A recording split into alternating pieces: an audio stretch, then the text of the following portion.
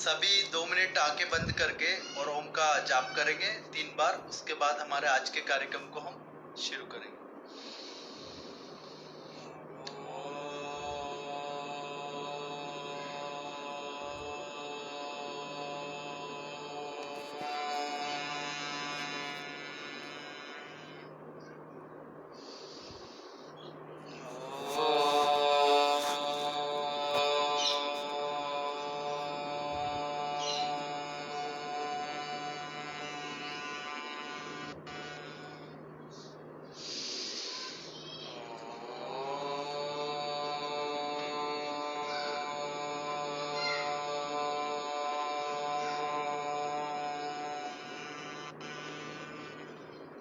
दोनों हाथों को आपस में रगड़कर चेहरे पर लगाकर आंखों को धीरे धीरे खोलेंगे। तो मेरे प्यारे सभी भाइयों बहनों, हम आ चुके हैं आज का संध्याकालीन सत्र, और उस सत्र का सभी को नाम मालूम है, देख रहा है हिंदुस्तान। आज का विषय है, क्या हिंदुओं के हित में बोलना गलत है? क्या हिंदुओं की आवाज उठाना, क्या हिंदुओं को उनकी भूलें बताना, क्या हिंदुओं को उनका इतिहास बताना, क्या हिंदुओं को उनका आने वाला भविष्य दिखा देना गलत है?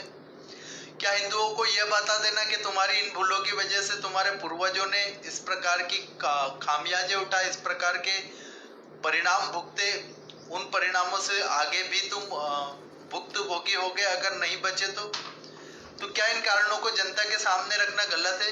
क्या हिंदुओं को सचेत करना कि कोई तुम्हें नाश करने की कोशिश कर रहा है, कोई तुम्हारे सर्वनाश की, कोई तुम्हारे पूरे के पूरे संहार की कोशिश कर रहा है? क्या इस प्रकार से हिंदुओं को जागरूक करना गलत है? आप बताइए। अगर नहीं तो फिर हमारे साथ क्यों हो रहा है? हमें ईमेल आया, हमारा जो सरकार है, हमारा राज्य का महाराष्ट्र सरकार का, वहां से मेल आया कि आप इस तरीके से बातें नहीं करेंगे। हमें परवाह नहीं है ऐसे ईमेल फीमेल की। उस ईमेल को हमने रिप्लाई दिया, अच्छे से रिप्लाई दिया है। तो हम फिर कहते हैं, और जो हमें कोरियर के पोस्ट के द्वारा से भेजा है कागज, वैसे कागजों का मेरे यहाँ रद्दी रखा है, और वो रद्दी से गुड्डू, पप्पू, राजू, चाचू के घर चलते होंगे हम जब बेच देते हैं तो, ठीक है। तो ऐसे रद्दियों का हमें परवाह नहीं है, हम हिंदुओं को जागरूक करने का काम करते रहेंगे। अगर इसी प्रकार से राष्ट्र के हिंदुओं को जागरूक करने वालों को आप डराने का कोशिश करेंगे तो ये सुन लो कि हमारी रगों के अंदर छत्रपति शिवाजी महाराज के विचार हैं। हमारे रक्त की कणिकाओं में माँ जीजा माता के वो संस्कार हैं जिसमें बताया गया है कि एक हिंदू दूसरे हिंदू की मदद करेगा, ना कि उसकी टांग खींचेगा। लेकिन राष्ट्र के लिए कार्य करने वाले, कल आप सभी लोगों ने देखा होगा किस प्रकार से अर्णब गोस्वामी नाम के हमारे देश के शूरवीर पत्रकार को, अरे तुम्हें तो आज तो कई लोग पत्रकार उनके विरोध में लिख रहे हैं अर्णब गोस्वामी के, कि अर्णब गोस्वामी का बोलने का तरीका ठीक नहीं है, उसकी भाषा गलत है, उसका शब्दों का चयन गलत है। तुम शब्दों के चयन तब दिखाओगे जब संतों की हत्या हो रही। तुम जंग के मैदान में शब्दों के चयन की मर्यादाओं को पूछोगे, और कौन सा शब्द गलत बोल दिया? यह गलत बोल देना कि भूरी काकी इटली से आई है, यह गलत है। भूरी काकी के लोगों को बुरा लगा। भूरी काकी के लोगों को मैं कहता हूं कि काकी आप इन लोगों को समझाइए, आप समझाइए कि किस तरीके से इस देश के अंदर सिक्कों का नरसंहार हुआ तब भी देश चुप था। काकी आप समझाइए कि किस तरीके से ट्रेन के अंदर निर्दोष हिंदुओं का हत्या हुआ फिर भी देश चुप था। पूरे देश के अंदर कहीं भी एक जगह भी प्रतिशोध की भावना नहीं भड़की। जो हुआ, जो होना था, वो सब उन लोगों ने किया जिन लोगों ने पूरी दुनिया में बर्बरता का नंगा नाच किया। आप सभी लोग जानते हैं, आप सभी लोग देख रहे हैं, जिनका उम्र इस समय पर 70 साल का होगा। आज मुझे फोन आया, एक 70 साल के हमारे महायोद्धा का दिल्ली से फोन आया। वो कहे स्वामी जी आपकी बातों को सुनकर के ऐसा लगा कि मैं अपने जवानी के दौर में हूँ और मेरे हाथ में अगर कुछ हो तो मैं देशद्रोहियों को सबक सिखाऊं। मैं मैंने कहा बाबा आपको इस समय पर कोई भी ऐसा कार्य नहीं करना है। मैंने कहा बाबा आपको इस समय पर कोई भी ऐसा कार्य नहीं करना है जो कानून का उल्लंघन करता हो, भारत के संविधान का अवहेलना करता हो। हम हर उस कार्य को अभी आसानी से कर सकते हैं जो हमारे पूर्वज शस्त्रों से करते थे। हमारे पास महाराज बहुत बड़ा हथियार है, बी हिंदू बाय हिंदू का। जो लोग नर्सों के सामने थूक रहे थे, जो लोग नंगे होकर के हमारे देश की नर्सों को, जो उनकी सेवा और जो उनके प्राण बचाने की कोशिश कर रही थी, उनके सामने नंगे हो रहे थे, उन लोगों को आज ये कह रहे हैं कि हमारे साथ ज्यादती हो रही है, हमारे साथ जुल्म हो रहा, हमारे साथ जो घटनाएं घट रही हैं वो हम सह नहीं सकते, असहनीय पीड़ा हमें हो रही। आप लोगों को असहनीय पीड़ा तब नहीं हुई जब अंकित शर्मा को तड़पा तड़पा करके दिल्ली देश की राजधानी में मार दिया गया।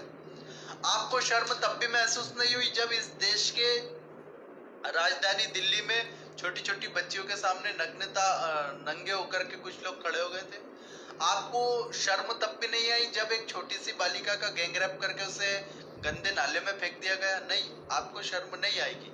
आपको शर्म इसलिए नहीं आएगी क्योंकि आप हिंदू विरोधी हैं। आपको शर्म इसलिए भी नहीं आएगी क्योंकि आपने सेकुलरता की भांग पी रखी है। यदि आपके जहन में से ये सेकुलरता का जो बीजारोपण हुआ है, रक्त बीज जैसे राक्षस का, यह निकल गया, आप तुरंत जागरूक हो जाएंगे। लेकिन आप जागना ही नहीं चाहते। आप जागना नहीं चाहते क्योंकि आपके घर का लाइट, आपके घर का बच्चों का फीस, आपका राशन, आपका सब कुछ उन देशद्रोहियों के यहाँ से चलता है जिन देशद्रोहियों ने इस भारत को खत्म करने का सुपारी ले रखा है विदेशी आकाओं से। कुछ ने तो अपने नेता ही विदेशी आकाओं को बना लिया, नेता ही बना दे मारा लो, और क्या कर। कुछ लोग बोलते स्वामी जी आपके शब्दों में चयन ठीक नहीं। One word, one single word बता दो जो चयन नहीं किया हो, जो शब्द अभद्र हो। भद्र और अभद्रता की हमें परिभाषाएं सिखाओगे? क्या भद्र होता है, क्या अभद्र होता है, क्या मर्यादित होता है, क्या अमर्यादित होता है, क्या सीमित होता है, क्या असीमित होता है, क्या संयमित होता है, क्या असंयमित होता है, ये हमें शब्दों की परिभाषाएं बताओगे? जिन लोगों को माँ और बहन की गालियों के अलावा कुछ नहीं आता, वो लोग हमें सभ्यता और असभ्यता की परिभाषाएं सिखाएंगे। आप सभी लोग इस वीडियो को अधिक से अधिक शेयर कीजिए, क्योंकि इस वीडियो के अधिक से अधिक लोगों तक पहुंचने पर इस देश का जो असली संस्कार रोपने वाला समाज है, वो संस्कार रोपने वाला समाज इन्हीं बातों से बचेगा। नहीं तो ये कुसंस्कार की गंदी नाली, गंदी गटर पूरे समाज में फैल जाएगी, और जो गंद आएगी इस देश में से उसे आप सहन नहीं कर पाएंगे। कुछ लोग सोचेंगे हम अमेरिका शिफ्ट हो जाएंगे। अमेरिका भी सबको नहीं लेगा। आप लोग बोलेंगे ऑस्ट्रेलिया चले जाएंगे, ऑस्ट्रेलिया भी आपको इतनी बड़ी संख्या में नहीं ले लेगा। आप लोग सोचेंगे कि हम न्यूजीलैंड चले जाएंगे, हम जिम्बाब्वे चले जाएंगे, हम नॉर्वे चले जाएंगे, हम डेनमार्क चले जाएंगे, हम स्वीडन चले जाएंगे। महाराज वो लोग नहीं लेंगे। तो आप इसके बारे में क्या बताएं? मैं हिंदुओं के पास केवल हिंद महासागर बचा है, उसमें डूब के और मरो। बस यही आखिरी विकल्प रहेगा हमारे पास। और अगर हमें सचमुच में ये हिंद महासागर में नहीं डूब के मरना है तो अब जागृत होना पड़ेगा। Be Hindu buy from Hindu के सूत्र को अपनाना पड़ेगा। हमारे आसपास जो देश विरोधी गतिविधियां चल रही है उस पर नजर रख के पुलिस को बताना पड़ेगा। और इनके ये जो सपोले, स्पिटिंग कोबरा जो जगह जगह जहां जहां फैले हुए हैं, इनके फन हमको ही कुचलने पड़ेंगे। आपको आज हम बहुत सारी हिंदू शेरनियां अपने अपने स्तर पे, नारी शक्ति हमारे देश में कभी भी इसको कम नहीं आंका गया। हमने नारी शक्ति को भवानी के रूप में देखा है, दुर्गा के रूप में देखा है, काली के रूप में देखा है, और वो जब रणचंडी बनकर आती है मैदान में तब भल भलों के छक्के छूट जाते हैं। ऐसे ही हिंदू बहुत सी हमारी हिंदू शेरनियां वो अपने अपने स्तर पे लड़ाई लड़ रही है। कई टिकटॉक के माध्यम से भी आकर कमर भटकाने नहीं है। ये टिकटॉक के माध्यम से राष्ट्रभक्ति का बीज रोपने के लिए भी हमारे देश की महिला ने अब कमर कस लिए। उस पर अब नंगा नृत्य नहीं होगा, अब उस पर अश्लीलता नहीं फैलेगी, अब उस पे भी देशभक्ति। और देशभक्ति ऐसी दिखा रही है महाराज जी, वो इन जिहादियों के खिलाफ, इन अरबी टट्टुओं के खिलाफ वो खुलकर आके आज बोल रही है और इनके कुकर्मों को बड़ा कटाक्ष कटाक्ष कर रही है उसका और बहुत अच्छे तरीके से समझा रही है। लेकिन ऐसी वीरांगनाओं पर जी ये ठुल्ले गंदे अभद्र उनको वहाँ कमेंट लिखते हैं और बहुत गंदी गंदी गालियां इनको देते हैं। तो ऐसे समय में भी हम सबको इनके सपोर्ट में, समर्थन में आना चाहिए। आपका क्या विचार है महाराज जी? मेरा विचार है कि हर उस व्यक्ति को प्लेटफॉर्म मिलना चाहिए, क्योंकि इस देश में प्लेटफॉर्म चयनित लोगों के हुए। आप सुनिए इनको पहले। नहीं, बस आप बोलिए महाराज जी। तो आप लोग ये है वीरांगना हमारे देश की। इस देवी ने बहुत ही सुंदर कहा है और कटाक्ष किया है। आप जरा सुन लीजिए तो। सुनाइए। उधर विद्यार्थी पढ़ रहा है, उसी प्रकार से यदि किसी घर में ऐसा एसिड के बारे में ड्रम्स और पैकेट्स मिले, तो ये सोचिए कि वहाँ केमिस्ट्री यानी रसायन शास्त्र का कोई विद्यार्थी परीक्षा की तैयारी कर रहा है। इसमें ये देवी ये बोल रही है कि अगर आपको किसी के छत पर पत्थर रखे हुए मिले तो आप ये ना समझिए कि वो किसी पर पत्थर मारने के लिए वहां रखे हैं, लेकिन आप सिविल का बहुत बड़ा आर्किटेक्ट और इंजीनियर है। वो स्टोन पर उसका रिसर्च चल रहा है, ये समझिए। वो पत्थर को देख रहा है कि इस पत्थर से किसी मानव के शरीर को यदि इतनी दूरी से फेंका जाए तो मानव का शरीर कितने एंगल पर कितना डैमेज होगा। यदि तेजाब रखा है तो वो स्किन डेवलपमेंट का बहुत बड़ा साइंटिस्ट है जो चेक कर रहा है। वो केमिस्ट्री का बड़ा बहुत बड़ा ज्ञाता है, वो बहुत बड़ा व्याख्याता बन रहा है कि इस एसिड को शरीर पर छिड़कने पर कितने कितने घाव हो सकते हैं। ये मतलब हमारे देश में जो पत्थर फेंक रहा है उन पर प्रश्न नहीं उठाने चाहिए। उन पर प्रश्न अगर उठाएंगे तो हम सांप्रदायिक हो जाएंगे। हमारे सारे वीडियो, मेरे रात को सारे वीडियो उड़ा दिए गए, वो रिपोर्ट करने लगे, क्योंकि हिंदुओं को तो आदत ही नहीं ना शेयर करने की ना हमारा लाइक्स करने का, उन्हें रिव्यू देने की। खाली मालूम है उस मेरे एक वीडियो पे लगभग एक पे 70,000 लाइक थे, एक पे 90,000 ऐसे कुछ लाइक थे। वो दोनों वीडियो उड़ाए तो उनको हम फिर से डाल देंगे। तुम कितने वीडियो उड़ाओगे, हम घर घर से वीडियो डाल देंगे। हमारे वीडियो भी डिलीट कर दिए वहां से। क्यों?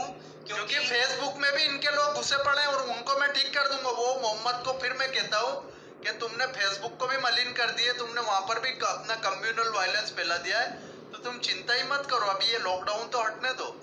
किसी कारण से हम हमारे देश के प्रधानमंत्री के प्रण को तोड़ना नहीं चाहते, नहीं तो तुम ये जो लॉकडाउन में उछल रहे हो ना, तुमको ऐसा उछाला जाएगा, तुम रुको तो सही, तुम बाहर ही रहोगे, तुम घरों में रहोगे ही नहीं।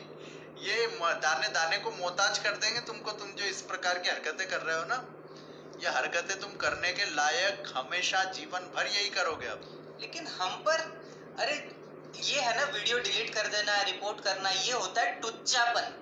टुच्चा नहीं, चिंदी चोरी। आप जीवन भर तो चिंदी चोरी करी, किसी के यहाँ से मग्गा उठा लिया, कभी ट्रेन में से आईना ले गए, कभी ट्रेन की लेटरिन का टॉयलेट का वो निकाल करके ले गए। बागपत, खेकड़ा, शामली, यहाँ के गाँव में जब पुलिस घुसी चोर पकड़ने, तो चोरी के वहां पे रेलवे के चादरें मिल रहे, रेलवे के कंबल मिल रहे, किनके पास से? इन्हीं खच्चरों के घर में से, कान खजूरों के घर में से, पंचर पुत्रों के पास से। तो ये पंचर पुत्र यही काम किए, ट्रेन में चढ़ जाने का, वहां से चादर उठा लिए, कंबल, एसी में चढ़ गए तो बैग उठा ले गए।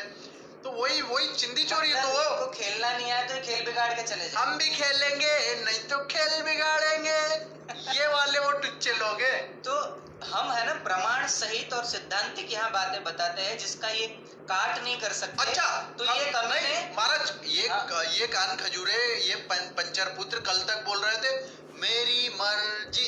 एक गाना सुना होगा आपने, मेरी मर्जी, मैं चाहे ये करूं, मैं चाहे वो करूं, मेरी मर्जी।